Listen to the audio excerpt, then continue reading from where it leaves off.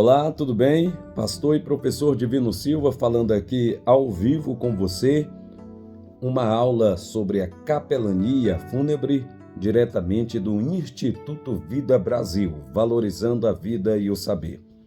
Trazer algumas dicas em relação à capelania fúnebre do nosso livro 1 de Capelania, a prática do amor ao próximo.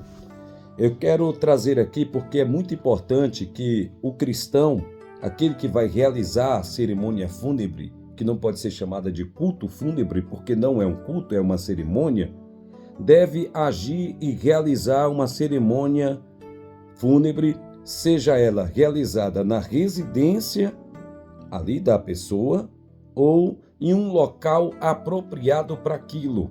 Eu até falo no nosso curso de psicologia pastoral em relação a um local específico para este tipo de cerimônia. Costumeiramente, por uma questão de tradição e costume, as pessoas são levadas aí para esse entendimento no templo, mas depois eu falo em relação a isso que seria mais conveniente na residência da pessoa ou em um local específico para aquilo. Você sabia que a maioria das pessoas, depois daquela cerimônia fúnebre, não querem mais congregar naquela igreja? Cria uma emoção, um tipo de sentimento de recusa de participar de cerimônias, de cultos naquela igreja após a cerimônia fúnebre. Vamos lá? Estamos falando ao vivo com você. E uma das coisas interessantes que eu falo nos nossos cursos de capelania é porque você precisa desafogar o pastor.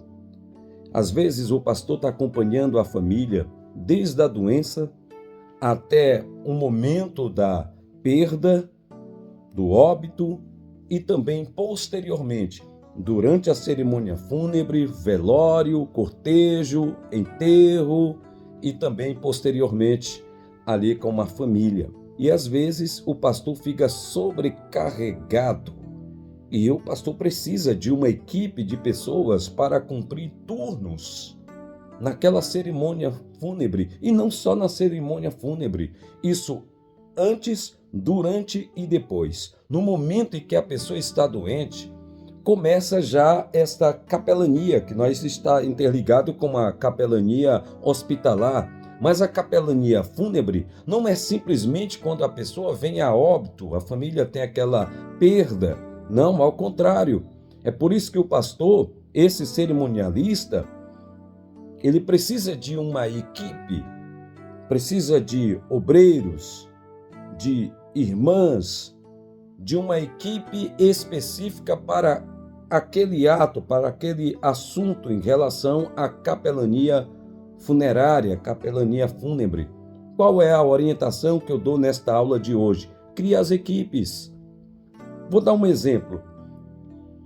No fúnebre, no velório, que nós chamamos assim como falo na capelania, o perfil histórico da legislação, como iniciou esse termo, mas nesse ato, o pastor pode dividir por horário. Ora, olha, esse horário aqui vai ser o Adão, a Eva ficará no outro horário, o Paulo ficará no outro horário. Então, para cada período, você vai colocar uma pessoa para liderar, e essa pessoa vai ter a sua equipe de 4, 5 pessoas ou mais, para assessorar a família e não sobrecarregar o pastor, o líder da igreja, porque ele precisa de uma equipe. E na cerimônia, como nós vamos falar na próxima aula, e já temos aula específica nesse sentido, você não tem que realizar um culto, e sim uma cerimônia fúnebre, trazendo ali todo o perfil